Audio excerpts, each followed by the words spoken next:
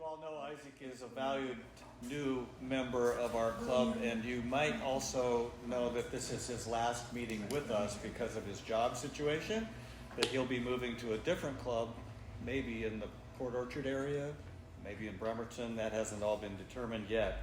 His speech today is, beauty is essential to a thriving culture, and this is his icebreaker speech. So we're going to learn about Isaac. He wants us to evaluate his clarity of thought, his ability to articulate a concept, and to be persuasive. So that's what I'm going to be looking for today.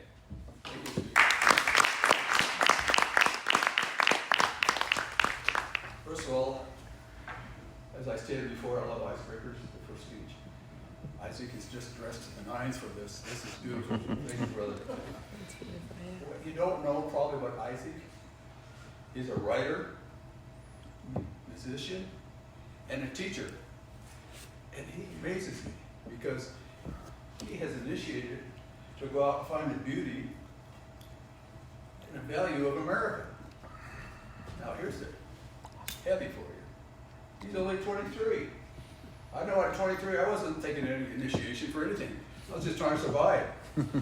What a great honor to introduce our young, beautiful speaker. Beauty is essential of a thriving culture. Isaac.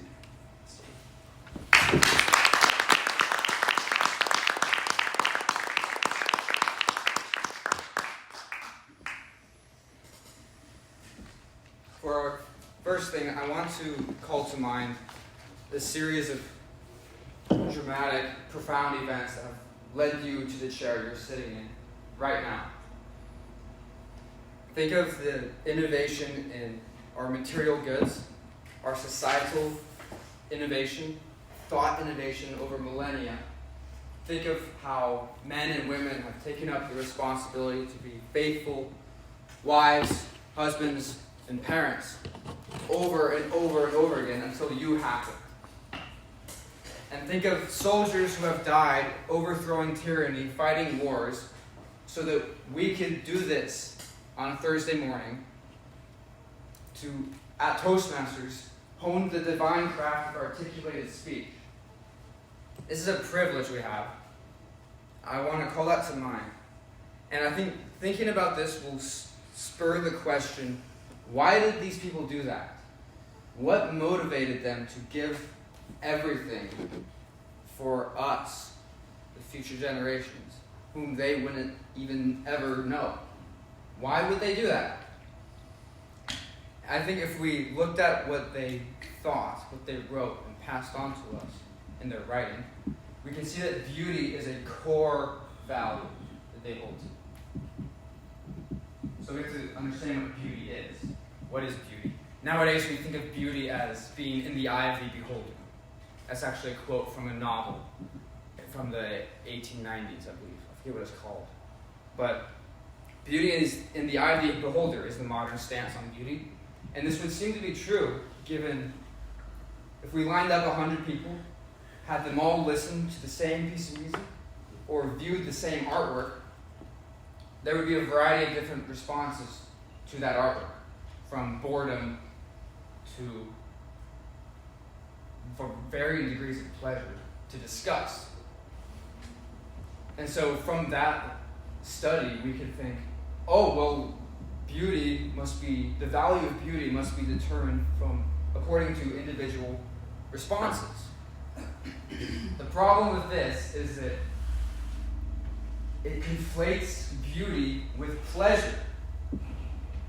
It assumes that pleasure and beauty are the same thing, which cannot be true. There are some things people take pleasure in that we dare not say are beautiful.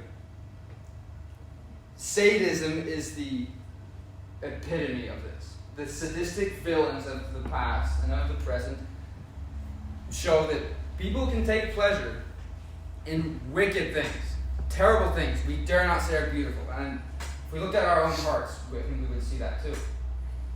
Just varying degrees. So, therefore, there is a clear distinction between pleasure and beauty. They might overlap sometimes. People can take pleasure in something beautiful. but they're not essentially the same. So, what is beauty? If we look at our ancestors, as I described them to you, what did they thought about beauty? John Keats, the English poet, says, beauty is truth. Truth is beauty. Which is helpful, but not final. St. Thomas Aquinas, he was responsible for integrating Aristotelian philosophy into the Western civilization in the Middle Ages, and we still reap the benefits of that today. He was profoundly influential in how we think. He says in his treatise on honesty, he says, beauty is the concurrence, the conjunction of clarity and due proportionality. Beauty is the conjunction of clarity and due proportionality. What does that mean exactly? For example, a human body is said to be beautiful when its limbs are proportionate to one another, its height and its width are proportionate to one another, and there's a clarity of color in his skin, his eyes, and his hair. Another example, more profound example, is irrespective of how someone physically appears, when his actions are proportionate to what reason says clearly, what reason clarifies as good and true, that person is said to be beautiful. When a person embodies the truth and the goodness, that's a beautiful person. We look at how that person lives and we say, that's a beautiful person. What does this mean? We can extract from that beauty is the incarnation of goodness and truth. Beauty is goodness and truth made experienceable to the human senses. So what happens when we make beauty subjective and trivial? What happens when we trivialize beauty? We dispense with beauty. We dispense with the human experience of goodness and truth. And that's a problem. Because what are we left with if we don't have the experience of goodness and truth?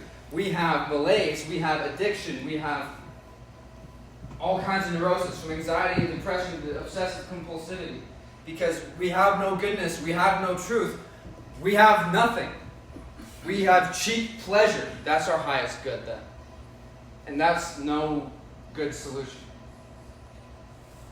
What happens when we cling to beauty? What happens when people go out to see comets exploding across the sky on a starry night? People say, wow! Because it confronts them with the goodness and the truth and the immensity of reality. Why do people dump tons of money to travel across the world to see the fruits of the Renaissance in Europe? Does it seem very economical or practical? It's people to paying to get there, but it makes them say, wow, it confronts them with the goodness of their being, and of the being of them, those around them, and of reality. So, the way we speak, the way we act, the way we dress, the way we conduct ourselves in our relationships, the way we make money, the way we move through our liturgical actions, these things matter. They matter very, very much because they can either contribute, they can either deprive the goodness and the truth of the world, or they contribute profoundly to the goodness and the truth of your life, of the lives of those around you.